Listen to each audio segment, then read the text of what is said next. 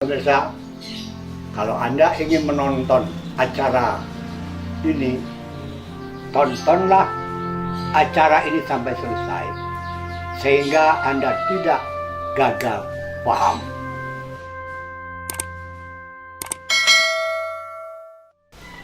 Seorang pemain itu harus pandai melakukan olah fisik. Olah fisiknya seorang teatrawan adalah dimulai kalau latihan dengan melakukan gerak. Geraknya bukan hanya gerak olahraga, tapi gerak yang dilakukan bersama-sama dengan musik. Musik pembimbing pemain untuk tahu irama, untuk tahu tempo, dan tentu saja kita mendengar musik sambil melakukan gerak fisik, tapi kita juga menghafal musik. Di sini seorang pemain adalah seorang aktor yang betul-betul terlatih atau terdidik, baik secara pribadi maupun melalui perguruan tinggi. Teman-teman sekalian, banyak sekali aktor yang gagal di dalam pentas. Karena apa? Kalau dia sudah berlatih, dia hanya ingat akan latihannya saja. Tapi dia tidak mengembangkan pada kehidupan sehari-hari. Dia tidak melakukan gerak atau acting sehari-hari. Di sini sangat merugikan sekali bila seorang pemain hanya melakukan gerak atau melakukan latihan hanya pada waktu latihan saja. Seorang pemain atau seorang aktor, dia selalu memperhatikan sekelilingnya. Dia memperhatikan setiap langkah manusia. Dia harus memperhatikan tingkah laku manusia. Dia harus memperhatikan bagaimana kalau dia melangkah seperti orang lain yang melakukannya. Di sini berlatih bukan hanya sekedar berlatih, tapi belajar berlatih, menguasai diri. Jadi kita harus berlatih dengan gerak. Gerak ini, seperti yang saya katakan tadi, tidak hanya gerak yang diatur oleh peraturan-peraturan gerak, tapi memang lahir dari pemain itu sendiri. Terserah dia apakah seorang penari, apakah dia itu seorang pedagang, atau seorang pelajar yang tidak mengerti apa-apa, tapi ikut mendengarkan musik dan melakukan gerak. Gerak ini menghidupkan seluruh tubuh yang ada di badan seorang aktor. Kebanyakan aktor kita sering melakukan, dan ini banyak sekali terjadi, aktor-aktor yang baru, tangannya kaku sekali. Kalau menunjuk sesuatu, kaku. Kalau dia berdiri, kaku. Tidak rileks. Ini mengakibatkan, oh anak ini baru bermain teater. Sesudah itu, baru dia melakukan vokal. Sesudah vokal, dia sesudah melakukan fisik. Fisik itu tadi saya katakan, baik mata, kening, mulut, leher, semua harus hidup, tidak hanya kaku. Seorang aktor itu tidak hanya menghidupkan gerak atau berakting, tapi juga dia harus melakukan vokal. Membenahi vokalnya bila vokalnya itu jelek. Maksud saya jelek, tidak terdengar, huruf demi huruf di dalam vokal itu harus jelas. Umpamanya kata-kata ini. Saya mendapat kabar dari teman saya bahwa teman saya sakit parah. Di sini saya mendapat kabar dari teman saya bahwa teman saya sakit parah. Harus jelas huruf-hurufnya. Itu yang harus dibawakan oleh seorang pemain di atas panggung. Yang harus dilakukan di atas panggung tadi adalah berkat latihan-latihan yang dilakukannya setiap saat. Seorang aktor tidak hanya berlatih di atas panggung atau tidak hanya berlatih di tempat latihan. Tempat latihannya memang harus besar.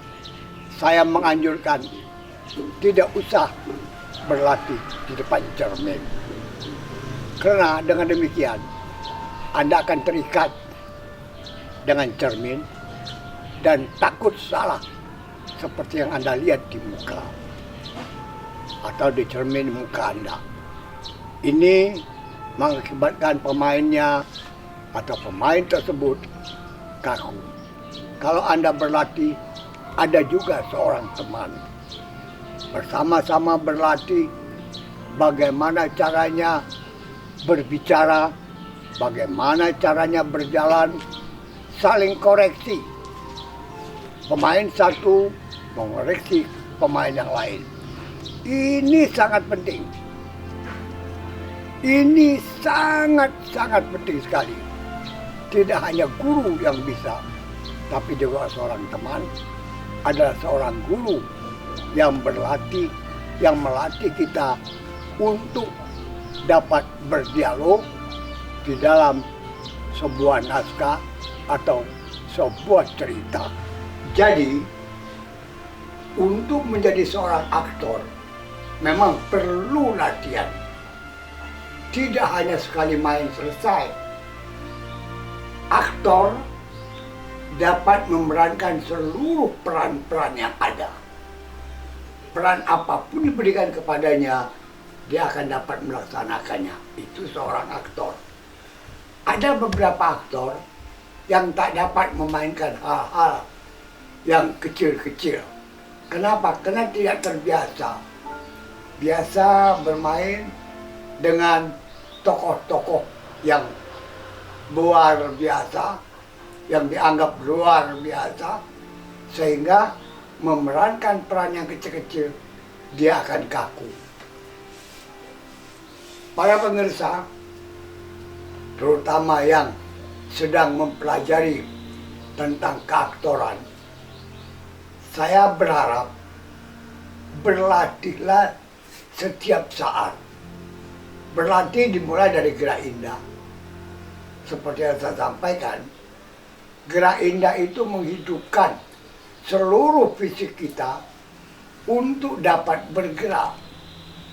Kebanyakan pemain-pemain kita yang baru mulai berlatih berteater, tangan saja susah untuk digerakkan. Apalagi kepala, leher, dan tentu saja mata. Kalau sudah menghafal, dia lupa dengan tangannya. Kalau dia ingat tangannya, dia lupa dengan hafalannya. Ini harus satu jalan. Sebuah pekerjaan adalah penuh dengan latihan. Jadi seorang keaktoran ini sebenarnya sudah sangat-sangat mumpuni kalau dia banyak berlatih, kalau dia banyak pentas. Seorang aktor menghidupkan cerita.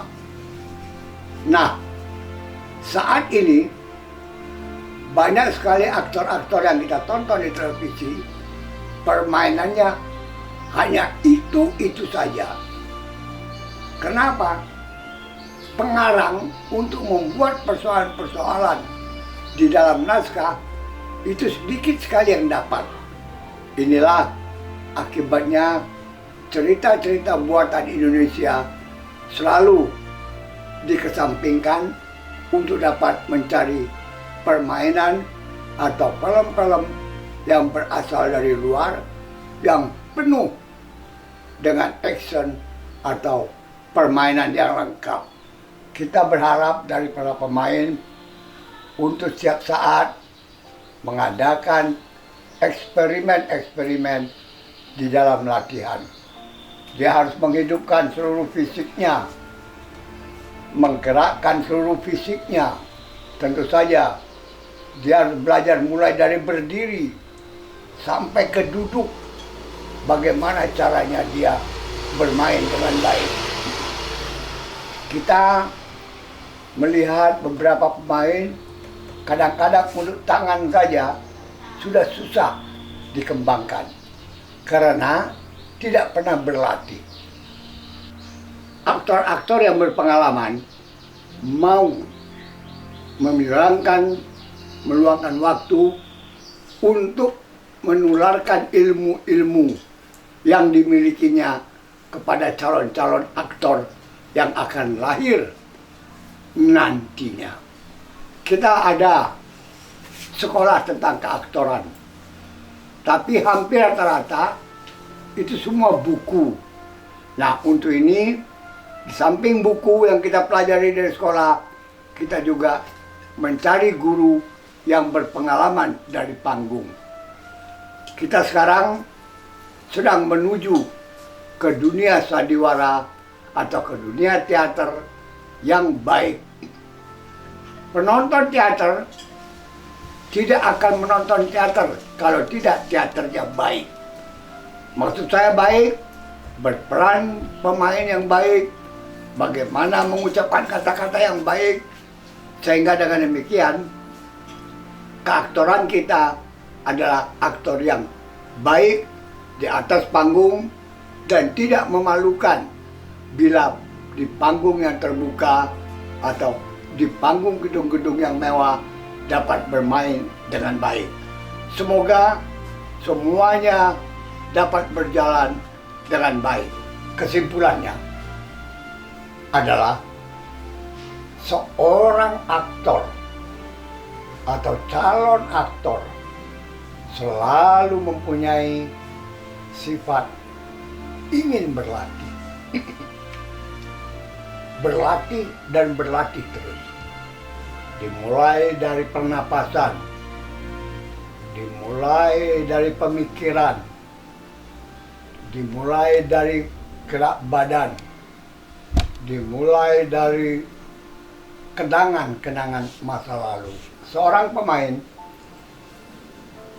harus banyak melihat. Dia duduk saja di pasar, melihat tingkah laku manusia yang berbelanja. Lihat saja. Itu kira-kira dibutuhkan 2 hari. Lantas pergi ke kantor-kantor, melihat orang yang bekerja di kantor. Kantor apa saja.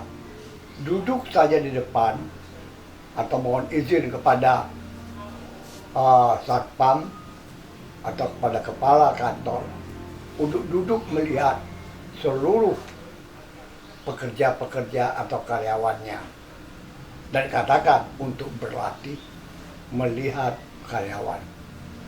Begitu juga di pasar, begitu juga di sekolah. Ini perlu banyak pengalaman, mencoba dan mencoba. Para pemirsa, menjadi seorang aktor tidak hanya diam saja melihat naskah, tapi dalam kehidupan sehari-hari dia harus banyak melihat kehidupan masyarakat. Ini seorang aktor, dia banyak memperhatikan lingkungan. Seperti yang sudah saya katakan beberapa kali tadi, bahwa seorang aktor itu harus banyak melihat lingkungan. Mulai lingkungan rumah tangganya sendiri, lingkungan tetangga, lingkungan pasar, lingkungan lapangan atau alun-alun yang banyak penonton, dia harus memperhatikan satu persatu. Ini sangat berguna bagi pengalaman hidup. Nah, untuk ini sekali lagi, menjadi seorang aktor tidak hanya menghafal naskah, tapi juga memperhatikan seluruh yang ada untuk direkam di dalam pikirannya.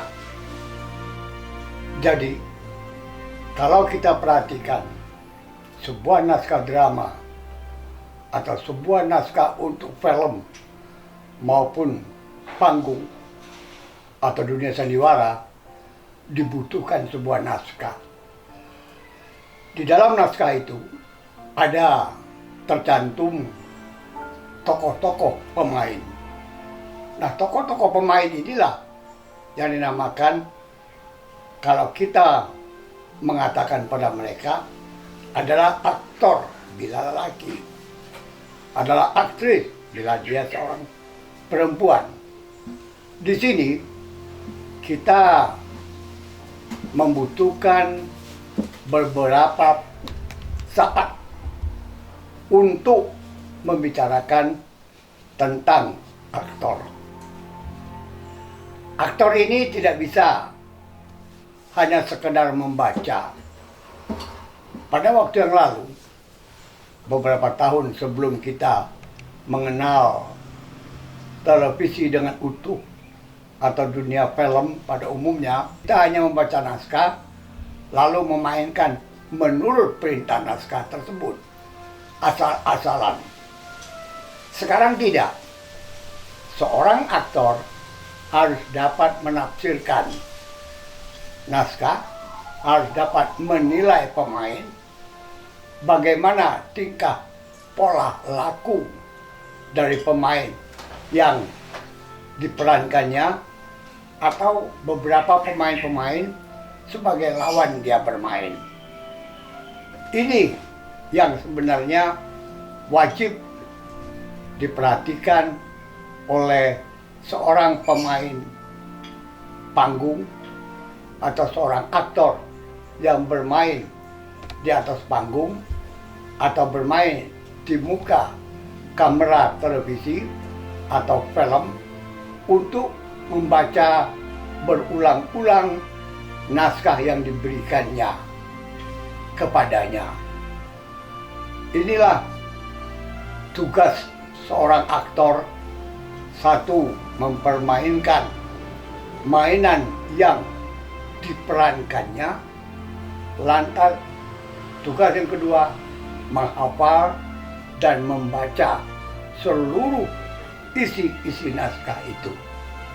Para pemirsa, di sini sebenarnya nampaknya sepele. Pada waktu di SMA, asal membaca, perankan saja, apapun kelakuan Anda, silakan. Tapi untuk seorang aktor film, aktor panggung yang sebenarnya, tidak hanya membaca, menghafal, tapi juga memerankan peran yang ada dalam naskah tersebut. Para pemirsa, itulah tugas seorang aktor yang sebenarnya. Kebanyakan kalau kita perhatikan, sekarang ini seorang aktor sudah tidak bisa bermain-main lagi, asal bisa membaca, tapi sudah ada sekolah tentang itu. Bagaimana menjadi seorang pemain, sudah ada sekolahnya. Bagaimana melengkapi dirinya dengan naskah, sehingga naskah itulah yang membawa dia ke dalam cerita. Seorang aktor, badannya itu harus utuh. Maksud saya utuh, tidak hanya lengkap kena sehat, kena kehidupan jasmaninya baik, tapi utuh sebagai seorang manusia yang bermain untuk panggung. Pikiran harus bergerak, mata harus juga bermain. bahkan hidung untuk penciuman itu juga harus bisa melahirkan permainan yang baik. Kebanyakan kita bermain asal bermain, tapi tidak pernah menghayati. Nah, seorang aktor harus bisa menganalisa naskah, menganalisa pemain, menganalisa keinginan dari seorang pengarang yang membuat cerita itu. Disinilah susahnya seorang pemain yang hanya asal membaca, susahnya para pemain yang hanya tahunya menurut kata-kata dalam naskah, tapi tidak menghayati naskah tersebut. Jadi kalau kita sudah membaca apa yang diperintahkan oleh sutradara, kita pun harus membaca dengan sempurna, dengan teliti, dengan hati-hati. Tidak bisa asal membaca saja, tapi menghayati cerita itu, kata-kata dalam naskah itu, serta tingkah laku pemain dalam naskah itu. Inilah para pemirsa, sekarang ini di Indonesia sudah hampir kita berteater di Indonesia lebih dari 60 tahun. Sudah lumayan para pemain-pemainnya. Sudah banyak pemain-pemain panggung kita yang mulai berpengalaman di dalam mementaskan sebuah naskah drama atau bermain di atas panggung. Kebanyakan kita atau pemain-pemain panggung itu hanya setahun cuma 4 atau 5 kali bermain. Padahal setiap pemain panggung yang benar bermain setiap saat, bahkan seminggu bisa 5 kali di dalam mementaskan sebuah naskah drama. Itulah yang harus kita perhatikan baik-baik oleh para pemain-pemain kita, oleh aktor-aktor, calon aktor-aktor kita yang ingin menjadi seorang pemain yang utuh sebagai seorang pemain. Jadi para pemirsa, kalau Anda ingin menjadi seorang aktor atau pemain panggung, maka yang perlu diperhatikan adalah panggungnya di mana, bentuknya seperti apa, dan tentu saja Anda adalah orang yang akan ditonton oleh beribu-ribu orang di atas panggung tersebut. Di sini dibutuhkan keahlian di dalam memainkan peran yang ada di dalam naskah. Entah itu peran-peran yang sangat rumit seperti Hamlet, karya Shakespeare, Macbeth, karya Shakespeare, atau kalau Anda perhatikan karya-karya Sophocles. Nah, di situ kita betul-betul memperhatikan isi dari naskah yang dibuat pada tahun-tahun sebelum kita mementaskan sebuah drama yang saat ini sudah terkenal. Sesudah Anda mengetahui panggung tersebut, Anda harus berdiri di atas panggung itu sendiri. Dengan demikian, Anda memasukkan diri Anda ke dalam jiwa panggung itu. Jadi Anda menghidupkan panggung karena Anda ada di dalamnya. Panggung itu hidup karena Anda ada di dalamnya. Anda bisa hidup karena ada panggung di atasnya.